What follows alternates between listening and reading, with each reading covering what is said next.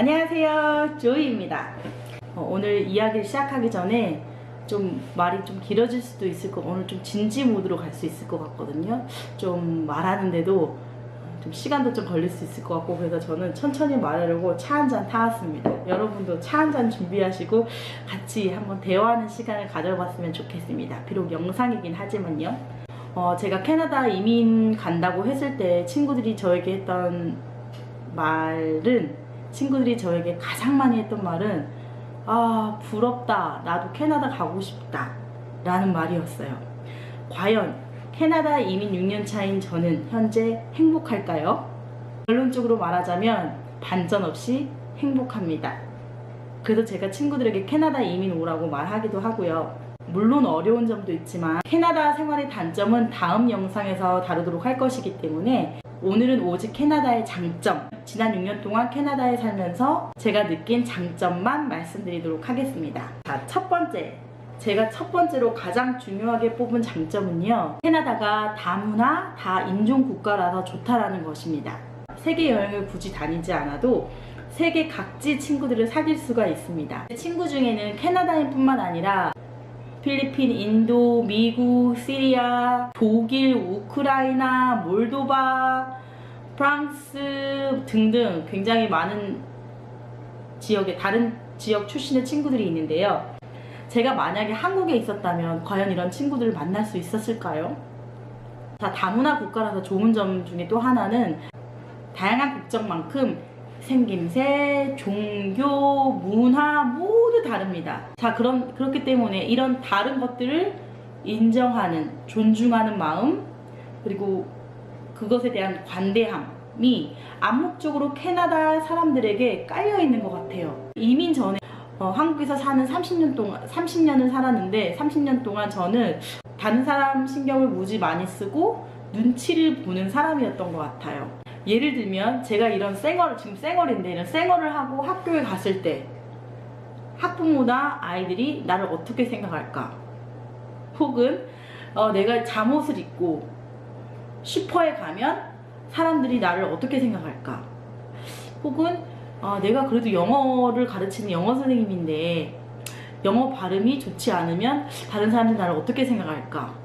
이렇게 다른 사람들이 나를 생각하는 데 대해서 너무 신경을 많이 썼던 것 같아요. 그래서 집 앞 슈퍼에 갈 때조차도 화장을 하고 옷을 갈아입고, 또 영어를 말할 때도 제가 지금 무슨 말을 하고 있는지 그 내용을 생각하기보다는 내 발음 괜찮은가? 이런 생각을 하면서 했기 때문에 또 하나의 의사소통을 위한 도구인데, 그것보다는 오직 영어 발음, 다른 사람이 나의 발음을 듣고 어떻게 반응할지에 대해 너무 신경 썼던 것 같아요. 외모에 신경을 많이 썼기 때문에 자주 다이어트나 성형수술 이런 것을 네이버에 검색해보곤 했지요. 하지만 그런 행동들이 저 자신에 대한 관심이나 사랑이 아니라 다른 사람이 나를 어떻게 생각할까? 그것이 너무 신경 쓰여서 했던 행동들인 것 같아요. 그런데 캐나다 와서 보니까 이게 좋은 발음, 이게 표준 발음, 영어 발음이다. 혹은 이것이 표준적으로 예쁘다고 생각하는 얼굴이다. 이것이 표준적으로 생각하는 이상적인 몸이다. 이런 기준 자체가 없어요. 또 만들 수가 없는 게 사람들이 워낙 출신 지역이 다르기 때문에 외모가 같을 수가 없죠. 그리고 영어 발음도 출신 지역의 언어의 영향을 받기 때문에 영어는 능통하고 의사소통이 수월하지만 영어 발음은 다 다를 수밖에 없는 거예요. 이렇게 저는 캐나다에 살면서 어떤 것을 우리가 평가할 때 기준이 한 가지로 정해질 수가 없구나. 처음부터 기준을 한 가지로 정한다는 것 자체가 무리고 그것으로 사람을 평가한다는 것은 말이 되지 않는구나 라는 걸 깨달았어요. 그러면서 점점 저도 저 자신에 대해서 나는 이렇게 생기고 이런 외모를 가지고 있고 이런 영어를 하고 이런 생각을 가지고 있고 이런 것들이 틀린 게 아니구나. 표준에서 먼 것이 아니라 그냥 나는 나일 뿐이구나. 난 다른 거구나. 그리고 다른 사람들도 다 다르구나. 이렇게 나 자신을 사랑하고 또 다른 사람들에 대해서도 인정하고 관대해질 수 있는 태도를 배운 것 같아요. 다문화 다인종 국가의 구성원으로서 제가 살면서 자신감 혹은 자존감이 많이 올라간 것 같습니다. 자, 두 번째는요. 직업에 귀천이 없는 것 같아요. 서로 다른 직업, 화이트 칼라든 블루 칼라든 공사장, 인부이든 아니면 무슨 의사이든 뭐 그런 것과 전혀 상관없이 그냥 모든 직업은 다 그대로 존중받아야 하고 사실 그렇게 또 대우도 해줍니다. 한국에서는 특히 3D 업종들 굉장히 정말 어려운 일들 많이 하시는데 사실 처우 환경이 너무 열악하지 않습니까? 정말 열심히 일하시는데 그만큼 대우도 받지 못하고 시선도 그렇게 좋지 못하는 안타까운 일들을 가끔 보는 것 같아서 정말 마음이 아픕니다. 정말 사실 한국에 살면서도 제가 가장 한국을 제가 까고자 하는 것이 아니지만요, 솔직히 정말 이해되지 않았습니다. 근데 여기서는 제가 어린이집에서 일하면서 너무 감동했던 순간 중에 하나가 뭐냐면, 아빠가, 학부모 중에 한 분이 아빠가 아이를 데리러 이제 오신 거예요. 이제 하교할 시간에. 근데 오셨는데 온몸에 페인트를 잔뜩 묻히고 부츠 신었는데 부츠에 진흙이 잔뜩 묻고, 그래서 한쪽에서 벗고 오시는 거예요. 바닥이 더러워질까봐. 어떤 직업에서 일하시는지 대충 짐작이 가는 거예요. 근데 아이가 아빠 하면서 너무 밝게 가는 거예요. 그리고 아이가 전혀 창피하지 않고 자랑스럽게 얘기하는 거예요. 우리 아빠는 페인트 칠하는 사람이야. 우리 아빠 페인트 진짜 잘 칠한다? 그러면서 얘기하는데 아버지가 자기 직업에 대해서 아이들에게 소개하고 아이들 질문도 받아주고, 그걸 보면서 그 아버지의 자기 직업에 대한 자부심을 제가 느낄 수 있었어요. 그것도 그럴만한 게, 여기서는 기술 직종에 대해서 그만큼 대우를 해줍니다. 여기서 대우라는 것은 사회적인 시선뿐만 아니라 월급도 일한 만큼 받을 수 있게, 일한 만큼 돈 받고 그걸로 내 가족을 부양하는데 왜 그것을 자기의 직업을 부끄러워할 이유가 있겠어요. 너의 직업이 나보다 더 낫고 그런 거에 대한 개념은 없는 것 같아요. 제가 느끼기에는. 첫째, 독박육아 없습니다. 이것은 저의 개인적인 것일 수도 있지만 제가 본 대부분의 이민 가정들이 또 이랬던 것 같아요. 가정적으로 남자들이 굉장히 충실해지는데요. 왜냐하면 저희 신랑의 경우 아침 7시에 출근해서 오후 3시에 퇴근합니다. 그러면 3시 이후에는 뭘 하느냐? 밖에 나가서 놀고 싶어도 놀 게 딱히 없어요. 여기는 밤이 늦게 되면 문을 대부분 닫고 한국처럼 네온 사인이 반짝반짝거리고 그러지 않기 때문에 놀고 싶어도 놀 게 딱히 없습니다. 그리고 심지어 회사 회식도 그렇게 없어요. 회식을 핑계로 집에 들어오지 않거나 늦게 귀가하는 일도 없죠. 그리고 다른 회사 동료 친구들도 직장이 마치고 난 저녁 시간은 당연히 가족과 함께 보내는 것이라는 생각을 갖고 있는 것 같아요. 대부분의 캐나다 사람들이. 그래서 자연스럽게 어느 한 사람이 아이를 육아한다거나 하는 사태는 벌어지지 않는 것 같습니다. 아이가 아프거나 병원 진료가 있거나 아니면 학예가 있거나 할 때도 눈치를 보지 않고 그냥 매니저에게 얘기를 하고 상황 설명을 하고 퇴근할 수 있어요. 직장보다 가족이 먼저라는 생각을 분명히 갖고 있기 때문에 그런 가족의 일로 인하여서 뭐 결근하게 된다던가 아니면 조퇴하게 된다던가 라는 거에 대해서 뭐라고 하지 않는 것 같습니다.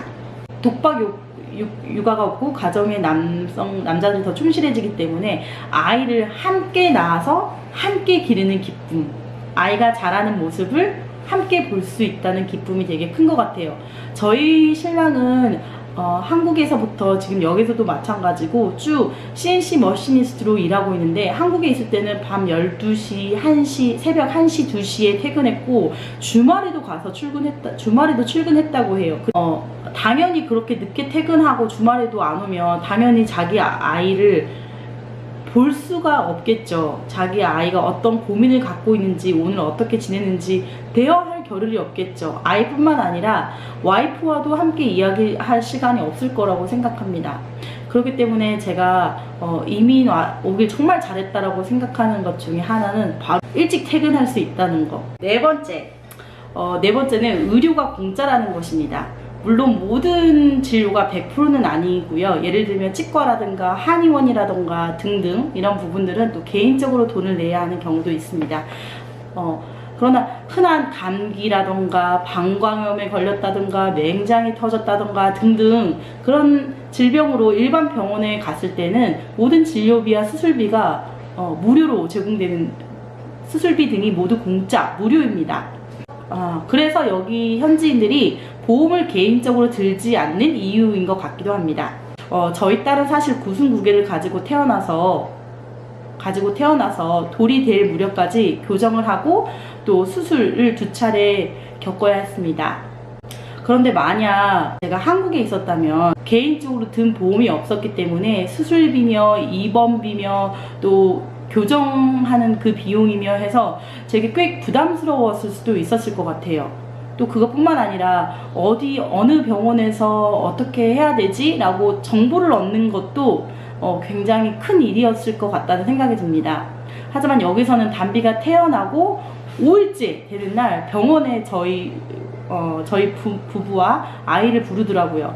그래서 구순구개와 관련된 모든 관련 전문의들이 한데 모여서 저희에게 단비가 받게 될 모든 수술들, 그 플랜을, 계획을 저희에게 다 알려주고, 그것뿐만 아니라 모든 수술비와 입원비, 그리고 현재 받고 있는 언어 치료비까지 모두 공짜로, 100% 공짜로 정부에서 지원을 해줍니다.